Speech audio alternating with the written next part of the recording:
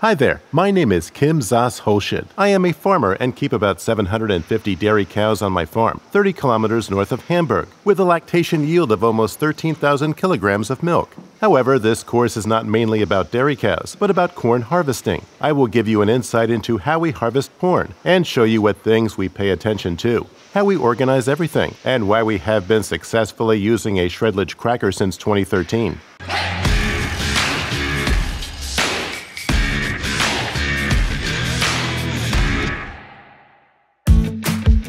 You probably know the debate around shredlage. Some farmers swear by it, while others are against it. Today, I would like to explain why we have been harvesting our corn with a Shredlage Cracker for years, and how this is reflected in our operating figures. Let's start by explaining what shredlage is in the first place. Shredlage is a protected trademark and refers to a specific method for processing corn silage using the so-called Shredlage Cracker. This ensures that the long-chopped plant parts are defibered and the kernels are properly pulverized. Plant parts like the stalk are also properly shredded and can no longer be found after chopping.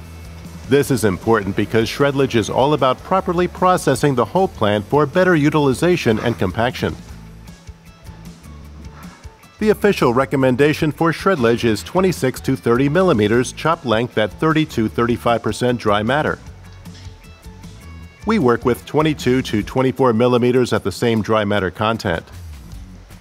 If the corn is relatively dry in drought years, for example, we do not work with the usual chop length, but rather with 18 millimeters or less. This way, we achieve optimal processing of the corn silage despite any adverse conditions. The decision in favor of shredlage can be justified as follows. First, there's better plant processing and the complete crushing of the corn kernels. This makes the starch in the corn kernel much more available to the cow. Above all, this makes for a smoother switch from old to new corn silage, because the cows retain the milk better. As a result, we have been able to reduce concentrated feed use on our farm and significantly improve feed efficiency. Another argument in favor of shredlage is the savings on chopped straw. Thanks to the 18 to 24 millimeter long defibered plant parts, we were able to significantly reduce the use of expensive chopped straw, or in some cases, even avoid it altogether. This was possible because we were able to bring the required raw fiber content into the ration largely through the corn silage. But why is this so important?